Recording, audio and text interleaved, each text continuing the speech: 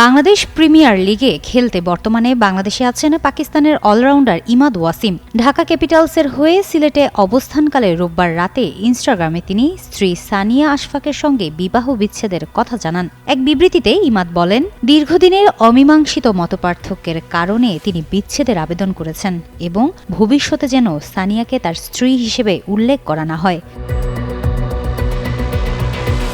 ইমাদের ঘোষণার কয়েক ঘণ্টার মধ্যে ইনস্টাগ্রামে নিজের বক্তব্য দেন সানিয়া। সেখানে তিনি দাবি করেন, তৃতীয় পক্ষের হস্তক্ষেপই তাদের দাম্পত্য ভাঙনের মূল কারণ। তার ভাষায়, সংসারে সমস্যা থাকলেও তিনি স্ত্রী ও মা হিসেবে সম্পর্ক টিকিয়ে রাখতে চেষ্টা করেছেন। তবে ওই হস্তক্ষেপই শেষ পর্যন্ত সম্পর্ক ভেঙে দেয়। 4 গুণ শক্তিশালী এনজাইম ও অধিক ফেনা সমৃদ্ধ অরিক্স সিলভার ওয়াশ মাত্র 70 টাকায়।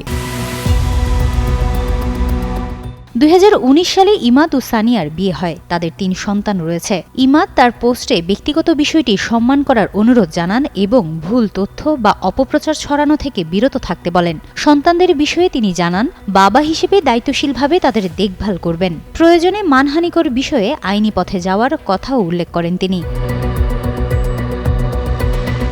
সানিয়া তার পোস্টে বলেছেন, বিচ্ছেদে তার পরিবার ভেঙে গেছে এবং সন্তানেরা বাবাকে হারিয়েছে। তিনি জানান, তার 3 সন্তানের মধ্যে 5 মাস বয়সী একটি শিশুও আছে।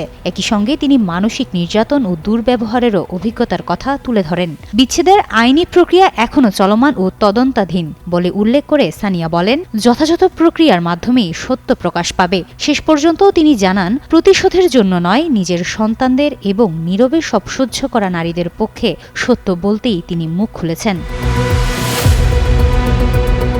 হিমাতুল জান্নাত, যুগান্তর নিউজ।